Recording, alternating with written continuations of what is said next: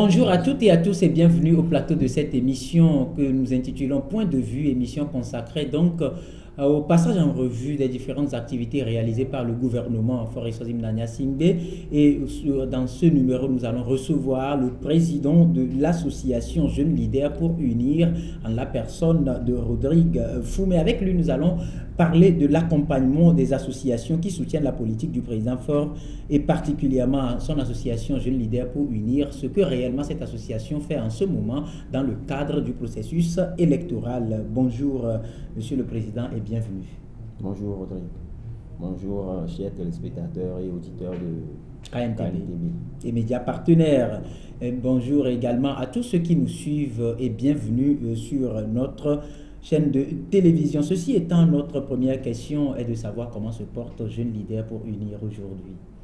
Notre association Jeunes Leaders pour Unir aujourd'hui se porte à merveille.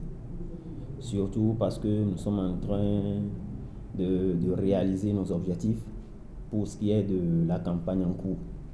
Du coup, c'est une grande joie, sinon une satisfaction pour tous les membres de la JLU de voir que les objectifs qu'on s'est fixés, entre autres, qui est celui d'accompagner, unir, est en train de se réaliser. En train de se réaliser, nous savons que tout de suite après votre naissance ou après que JLU soit porté sur les fonds baptismaux, vous avez eu à poser des pas de géant.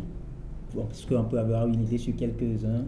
Et évidemment, le premier pas qu'on a eu à poser, c'est d'organiser à l'hôtel Merlot une conférence de presse avec les journalistes pour vraiment expliquer notre vision de la politique. Ensuite, il s'agissait d'aller à l'intérieur du pays parce qu'on avait ça et là à recevoir des appels des jeunes qui veulent intégrer la JLU. Du coup, il fallait qu'on ait des points focaux dans pratiquement chaque préfecture. Et cela a été fait, grâce à Dieu et sur fonds propres, avec concours de certains jeunes que je salue ici. Voilà, et aujourd'hui, est-ce que vous êtes satisfait par rapport à ces activités que vous avez menées jusque-là sur le terrain? Évidemment, parce que quand il s'agit de représentation, il faudrait quand même que ceux qu'on a eu à choisir comme point focal dans ces préfectures-là soient à même de pouvoir nous représenter valablement, soient à même de pouvoir divulguer notre vision et ce que nous appelons par égalité, fraternité et patrie, qui sont nos principes. Voilà, aujourd'hui le Togo se trouve à la croisée des chemins où tous les regards sont fixés vers samedi prochain, donc le 25 avril, où ils iront aux urnes pour soit renouveler leur confiance au président sortant ou porter leur choix sur un autre candidat par rapport à ce processus électoral. Est-ce qu'on peut avoir une idée sur les activités que mène JLU? Tout de suite, il faudrait quand même reconnaître qu'en période électorale, les associations légalement constituées ne doivent pas s'afficher dans des mobilisations comme telles. Toutefois, la JLU, dans ses objectifs, a choisi de sensibiliser la jeunesse, qui représente la couche majoritaire au Togo, à travers des émissions, à travers des débats, à travers des porte-à-porte. En réalité, cet état de choses se fait non sous la coupole de la JLU, mais en tant que sympathisant, aspirant sympathisant et membre du parti uni, mais qui se veulent être jeunes du parti. Voilà.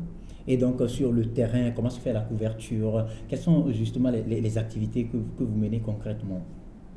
En réalité, nous avons un camp qui est l'antenne reliée à pratiquement chaque point focal de chaque préfecture, où ils nous rendent compte sur ce qui est fait dans chaque journée, et pour ce qui est fait comme visite de tel ou tel candidat, l'engouement que cela a suscité, histoire de voir, de jauger à peu près ce que nous représentons sur l'échiquier national. Ceci étant, à Lomé, nous avons la chance d'avoir des représentations dans des quartiers, même ceux réputés pour l'opposition, entre autres à Blogame, Kagome, Membe. Nous avons deux associations et sœurs qui nous représentent là-bas. Du coup, la stratégie actuelle, c'est quoi? C'est le porte-à-porte. C'est une stratégie électorale basée sur les faits, qui a découlé sur la genèse d'un projet pilote que nous mettons en œuvre actuellement. Voilà, dans un premier temps, lorsqu'on s'était rencontrés pour une première fois, je vous avais posé la question à savoir pourquoi JLU. Mais aujourd'hui, je vous pose la même question autrement. Qu'est-ce qui vous a motivé à soutenir la politique du chef de l'État? En réalité, précédemment, dans des presses, j'ai eu à publier quelque chose que j'intitulais « Le vote de la personne par le vote de son programme politique ». Nous, à la JLU, nous avons compris avec le temps qu'il est dépassé le temps où nous votons telle ou telle personne pour son nom ou pour sa personne. La jeunesse doit voir, est-ce qu'il est au centre du programme politique? Alors si nous devons voter tel ou tel candidat, ce serait d'abord voter son programme politique et pas ricocher sa personne. Ceci étant, nous particulièrement, nous avons choisi unir parce que nous sommes dans le concret. Nous pratiquons ce que nous appelons communément par la réelle politique. Et cette réelle politique, c'est quoi? C'est que, à ce jour, vous savez, on dit souvent que une action qui ne découle pas d'une vision, c'est une perte de temps. Une vision qui n'est pas suivie d'action, c'est juste un rêve. Aujourd'hui, je venais de le dire tantôt, que nous avons un programme au niveau de la GLU qui est basé sur des faits. Les faits aujourd'hui parlent en faveur de notre candidat, le président Faure Sozina Nsingbe. Et c'est au regard de son bilan de 2005 à ce jour que la GLU a choisi que sur l'échiquier national, le parti qui mérite l'assentiment de la jeunesse, le parti qui mérite l'appui de la jeunesse, donc la majorité de la population togolaise, c'est le parti UNIR. Voilà, vous avez parlé tout à l'heure de faits, vous avez parlé d'action. Est-ce qu'on peut aller un peu plus au fond pour que les gens qui suivent savent réellement de quoi vous parlez? Oui. Vous savez, le Togo revient de très loin. Si on prend déjà la période de 2005, tout le monde sait les troubles qui ont émaillé l'ascension à la magistrature suprême de notre président de la République. Mais très tôt, il a pris pour rôle majeur la stabilité politique et sociale de notre pays. Cela s'est avéré justement par quoi? Par les dialogues entre la classe politique. Cela s'est avéré par quoi? Par le financement des partis politiques, par le financement de la campagne. Ceci dans le but d'installer au Togo un certain pluralisme économique et de donner les moyens idoines à l'opposition de jouer son rôle d'opposition constructive dans la nation. Alors, après cela, nous, on dit souvent aux jeunes que nous sommes au centre des objectifs du président Faure. Cela s'est traduit surtout par ce qu'on appelle par la DRSP et le SCAP, qui sont ces stratégies mises en œuvre pour ralentir la pauvreté et pour faire la promotion de l'emploi. C'est sur la base de ce genre de choses que le projet Togo Vision 2030, piloté par le ministre Moubo, a vu le jour.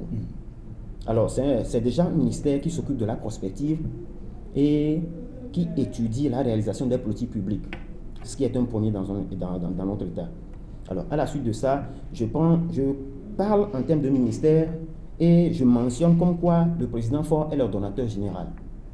Alors, quand on prend par exemple le ministère du Développement à la base, qui a touché du doigt les problèmes de la couche vulnérable à travers la PRADEB, à travers l'APSEF, à travers la JCEF, à travers la GRICEF. Quand on prend par exemple la redynamisation de la DOCI, qui s'occupe du secteur informel, aujourd'hui, vous savez, bon nombre sont ceux qui, comment dirais-je, qui pensent qu'ils dépassent les Émidiamans. Pourquoi? Parce que quand cette personne-là ou ces enfants sont malades, ils ont la couverture santé. Aujourd'hui, c'est une réalité dans le monde des Émidians, à travers la MUTAM. Aujourd'hui, c'est une réalité dans le monde des artistes et des journalistes, à travers la MUAGE. C'est tellement de faits. Aujourd'hui, on a tellement de pistes, tant rurales que Lomé, Aného, Lomé, Dapaon, que le président Faure s'est donné comme devoir de restructurer. Il y a par exemple dans le domaine de la santé, où tout récemment à Mango, on a eu à inaugurer l'hôpital ultramoderne. Et dans ces principes, il a promis cela dans chaque région, que cela sera un fait. Il y a par exemple la gratuité de la césarienne. Il y a par exemple la gratuité des cours primaires. On sait à quel point la couche vulnérable, sinon les paysans ont des difficultés à instruire leurs enfants. Pourquoi? Parce qu'ils manquent de moyens. Aujourd'hui, quand vous allez dans des ministères comme au niveau de l'agriculture, il y a le fonds PASA, il y a le fonds Pniaza, il y a le fonds Coétien, qui sont là en réalité pour industrialiser notre agriculture. Et la GRICEF vient s'ajouter à cela. Il y a l'ANPGF qui accorde à nous jeunes, sinon les PME, PMI, la possibilité d'avoir ce qu'on appelle pas garantie bancaire pour pouvoir sortir des prêts. Faciliter l'accès au crédit. Il y a le FAEJ, il y a le Provenat qui récemment est devenu agence nationale du volontariat. Ça a évolué. Vous voyez, donc c'est tellement de choses. Il y a AIDS, il y a l'ANPE. C'est tellement de choses qui concourent au bien-être de la population togolaise. Donc, pour ne citer que cela, parce que loin de moi, l'envie de faire un inventaire à la progrès des réalisations du président Faure. Parce que moi, je crois que quand un esprit est dépourvu d'idées préconçues, il peut voir cela de façon ostensible. Et allons tout près ici à Agbongoy. Dernièrement, il y a eu un CMS qui a été lancé, qui fait la joie de la population. C'est vrai qu'on ne peut pas dire aujourd'hui qu'on a atteint l'asymptote. On vient de loin, beaucoup de choses restent à faire, mais vis-à-vis de cela, on lit une certaine volonté de la part du président Faure d'aller jusqu'au bout. Je vous cite comme exemple, en 2008, la dette intérieure du Togo a été apurée sur fonds propres. Le Togo a atteint le point d'achèvement des PPTE. Sa dette extérieure a été nettement diminuée. Alors, sur le plan financier, sinon bancaire, il y a eu la privatisation des banques d'État. C'est parce que certains banques comme Société Générale, comme la BOA, comme Massida Rafa, ont étudié le système politique du Togo. Ils ont compris qu'un travail de fond se fait et qu'ils ont accepté s'installer au Togo. Dernièrement, avec le ministère des Affaires étrangères, il y a eu une signature en Allemagne avec une banque allemande qui prochainement va venir s'installer au Togo. Il y a eu la redynamisation, sinon l'encadrement des IMF, des institutions de microfinance. Il y a la FNFI. Il y a le transfert monétaire qui s'est opéré dans la région de Kara-Savane. C'est tout un arsenal de choses qui a été mis en place pour le bonheur des Togolais. Je dis, des fois, laissons nos esprits partisans et qu'il y ait une certaine solidarité autour du développement du Togo. C'est vraiment important. Vraiment important. Donc, en somme, à vous écouter, on dirait qu'aujourd'hui, c'est un bilan positif, très satisfaisant. Plus que positif. Maintenant, aujourd'hui, nous sommes... Je vous cite encore un exemple, pour ne citer que cela. Vous savez, l'économie de l'Afrique dépend à plus de 92% du transport maritime. Tout récemment, il y a le 3e quai. Et quand on sait le rôle que joue aujourd'hui le Togo dans la sécurité maritime, cela joint à ça. Tu sais, le Togo est un pays qui est bien situé. Il y a des pays de l'Interland. Il y a même d'autres pays aujourd'hui, compte tenu de la capacité du port du Togo, sont obligés de venir vers chez nous pour pouvoir prendre des marchandises. Et cela, c'est des fonds.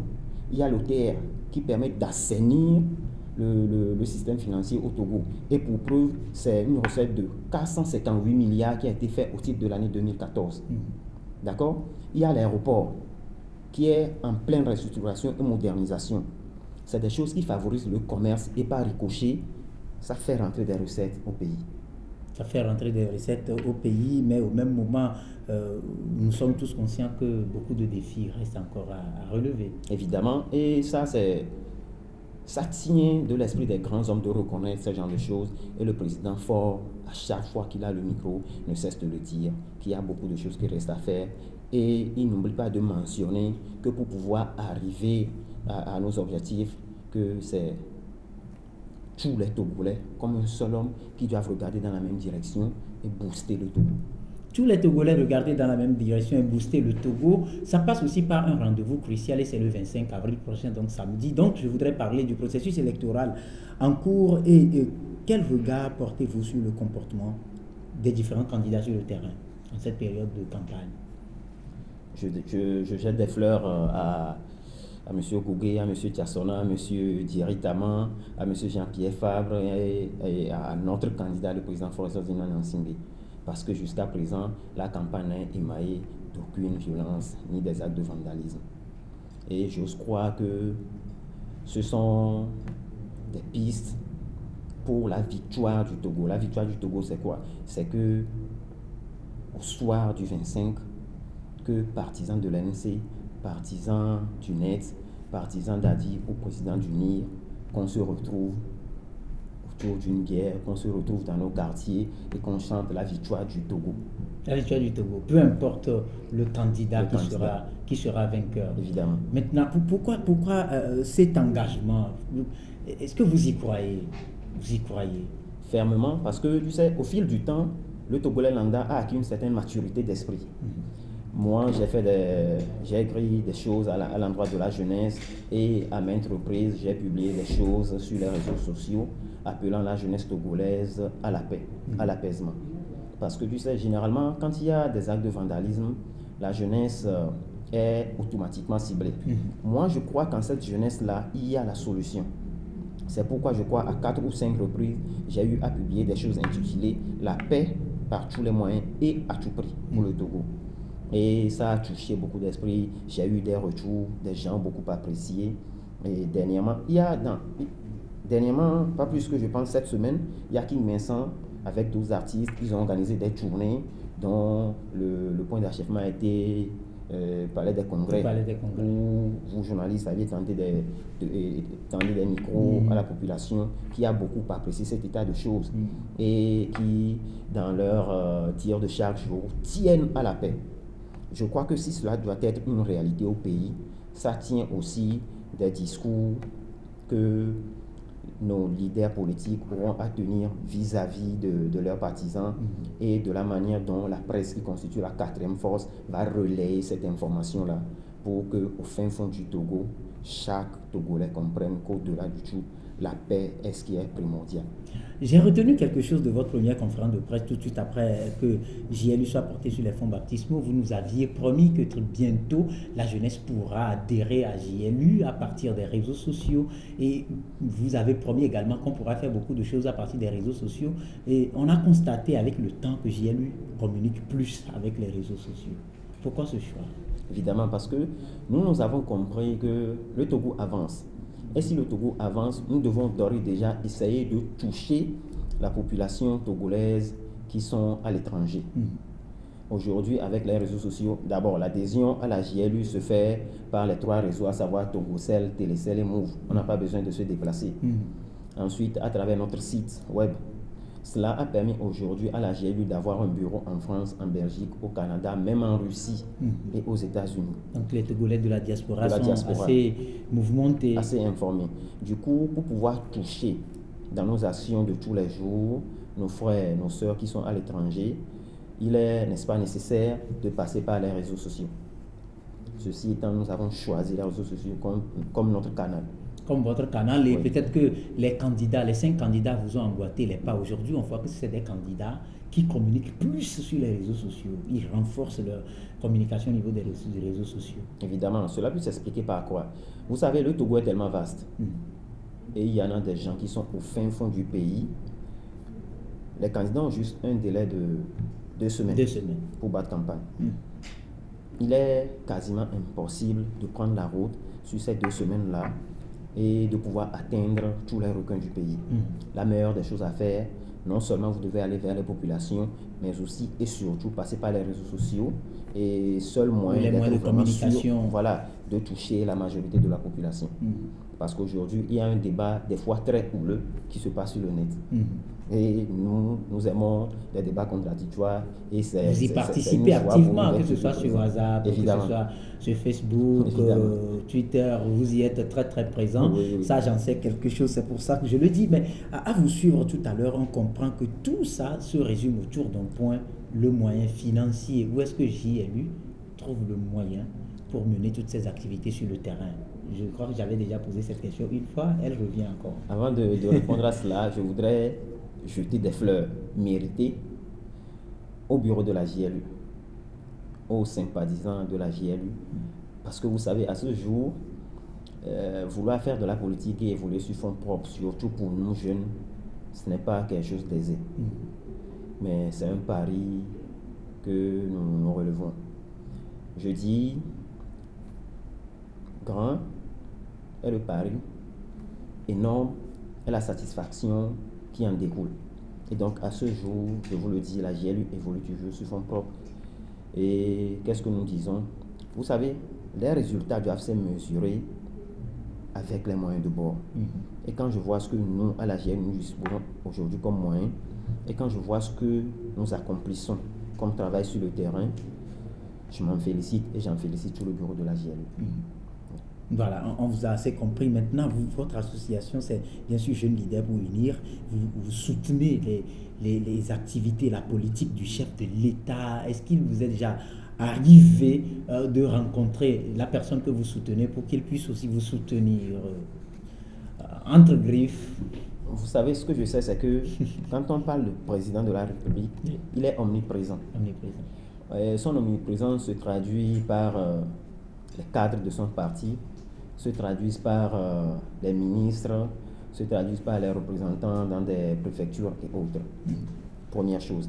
La deuxième chose, quand vous accompagnez quelqu'un, et ce par conviction, même si vous ne rencontrez pas directement la personne, vous êtes fier de faire un travail pour lui, parce qu'en réalité, ce que vous faites pour cette personne-là n'est pas destiné à la personne, mais c'est destiné à toute une nation.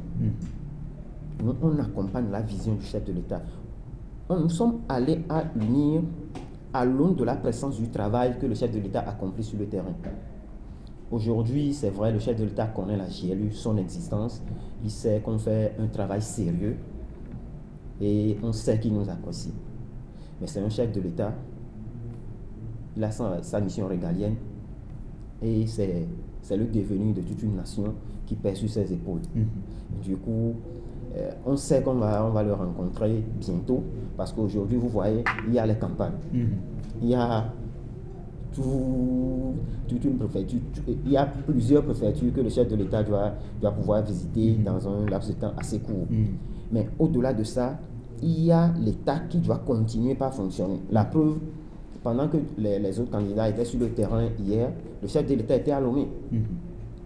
Parce qu'il devait recevoir des gens, parce qu'il devait faire des travaux. Du coup, on va rencontrer bientôt le chef de l'État, mais notre action est motivée par une vision claire et nette. Et un engagement. Et un engagement est basé sur la conviction. Basé sur la conviction, très bien. Maintenant, hier, comme vous l'avez dit, ils étaient tous à Lomé, les 5 candidats, pour rencontrer le président d'exercice de la CEDEAO, le président ghanéen John Dramani Mahama. Et au sortir des travaux, le président ghanéen s'est confié. Aujourd'hui, est-ce que vous lisez en tous ces candidats la volonté d'aller à un scrutin apaisé, puisque vous avez eu déjà à leur jeter des fleurs par rapport à la campagne? J'ose croire que oui. Oui, parce que, vous savez, du moment où ce que le chef de l'État ghanéen, le président d'exercice de la CEDEAO, a confié à la presse, ça dénote d'une certaine satisfaction, c'est que les 5 candidats ont fait preuve d'une certaine maturité d'esprit. Et donc, moi, je les félicite. Vous les félicitez. Aujourd'hui, quand on prend JLU, vous êtes jeune, majoritairement jeune, au sein de l'association. Aujourd'hui, vous-même, vous avez dit que la population togolaise est une population par excellence très jeune, majoritairement aujourd'hui. Et s'il vous êtes demandé aujourd'hui de donner un conseil ou lancer un appel à cette jeunesse en guise de sa contribution pour une élection apaisée, qu'est-ce que vous leur diriez? La première des choses, c'est de ne pas perdre de vue l'impératif de la paix. Au-delà de ce que chacun dans les Zoulois aura à voter comme candidat, de ne pas perdre de vue que nous, jeunes, nous sommes les héritiers individus du Togo de demain. Ces actifs vont dans notre avantage, ces passifs, il nous reviendra à nous et à nos enfants de le payer. Alors, au lendemain des élections, que tout ce qui est acte de vandalisme, d'incivisme soit garé aux oubliettes. En tant que sympathisant du parti uni, je m'en vais lancer un appel tant à ceux qui se disent neutres, tant à ceux qui pratiquent la politique d'abstention que de boycott. On ne peut pas se cacher derrière de faux et chimères prétextes de neutralité et dire qu'on ne voudrait pas voter. La démocratie en elle-même est participative en tout point. Et donc je les exhorte vivement à faire le choix de l'utile. Parce que après les a priori, il faut donner place aux priorités. Choisir celui qui doit conduire la destinée de notre pays, c'est un devoir, c'est à la fois un droit. Je les appelle à voter utile, à voter le président sortant, le président Faure-Sozina Nyansingbe. Voilà, maintenant vous avez assez compris, mais on va revenir à JLU. Quelles sont les prochaines activités de l'association? Vous savez, une chose est de pousser un candidat à la magistrature suprême. Une autre chose est de l'aider dans la réalisation de sa politique, de son programme de société. Moi, je crois que le grand lot du travail qui doit incomber à la JLU vient après les élections. Pourquoi? Parce que quel est le rôle que la jeunesse va jouer dans la réalisation de la politique que va conduire le chef de l'État? Qu'est-ce que le Togo peut faire pour nous? Qu'est-ce que nous pouvons faire pour le Togo? Quand vous êtes proche de nos aînés, vous allez voir qu'il y a une nouvelle politique qui se développe. Il y a un temps où l'on doit s'abriter sous l'ombre d'un arbre, il y a un temps où on doit arroser l'arbre là. Le temps est venu pour nous, Togolais et Togolaises, de tout mettre en œuvre pour que la politique émanant du projet de société Togo Vision 2030 soit une réalité au Togo. Et cela passe par ce que chacun dans son coin peut faire. Je dis généralement que quand plusieurs personnes dans plusieurs endroits de notre pays fait plusieurs choses à la fois, c'est cela même qui concourt à l'édification de notre nation. Nous, à la JLU, on va vraiment se verser dans ce qu'on peut appeler par la sensibilisation. On va pousser la jeunesse togolaise à aller vers l'information et non attendre que l'information vienne à eux. C'est ça qui fait qu'aujourd'hui, la plupart de nos frères jeunes ne savent pas ce qui est mis en œuvre pour leur développement. Il y a un fonds appelé le Fonds national pour l'apprentissage, la formation et le perfectionnement. Il y a un fonds à l'appui au développement villageois. Il y a FAEJ, il y a FNFI.